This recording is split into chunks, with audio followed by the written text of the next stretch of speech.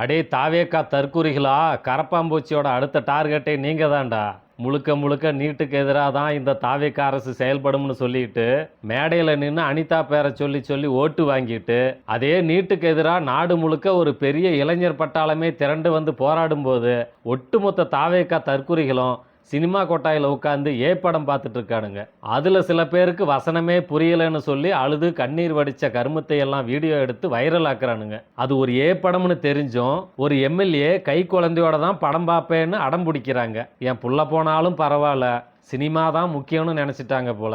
அதுவும் எஃப்டிஎஃப்எஸ்க்கே போயிருக்காங்க அப்படின்னா குழந்தை மேலே எவ்வளவு அக்கறை அப்படிங்கிறத நம்ம அதிலிருந்து புரிஞ்சுக்கலாம். இதையெல்லாம் தாண்டி ரோசமுள்ள இளைஞர்கள் நீட்டுக்கு எதிராக போராட அனுமதி கேட்டா இந்த போராட்டத்துக்கெல்லாம் அனுமதி கொடுத்தது தாவேக்காதான்னு தெரிஞ்சா மோடி தாத்தா கோச்சுக்குவாருன்னு சொல்லி எந்த இடத்துலையும் அனுமதி கொடுக்கல. யாராவது நீட்டுன்னு சொன்னாவே காக்கி லத்திய நீட்டுது. ஆனா இன்னைக்கு கரப்பாம்பூச்சி கட்சி போராட்டத்தில் வெற்றி அடைஞ்சதும் வெக்கமே இல்லாம நம்ம மாண்புமிகு அமைச்சர் ராஜ்மோகன் அவர்கள் போராட்டத்துக்கு ஆதரவு கொடுக்கிறோன்னு கூட்டத்தில் கலந்து பேசியிருக்காரு. பேசின கையோட ஐயா இதுக்கெல்லாம் காரணம் பாஜக தான், பாஜகன்னு பேரை மட்டும் சொல்லுங்க, பேரை மட்டும் சொல்லுங்க, இவ்வளவு தைரியமா கூட்டத்தில் கலந்து நீட்டுக்கு எதிராக நிப்போன்னு சொல்லிட்டீங்களே, அதே வாயால பாஜக பாஜகன்னு ஒரே ஒரு தடவை சொல்லிருங்க அப்படின்னு சொல்லி அங்க இருக்கிற பத்திரிகையாளர்கள்லாம் விரட்டுன்னு விரட்டுறாங்க.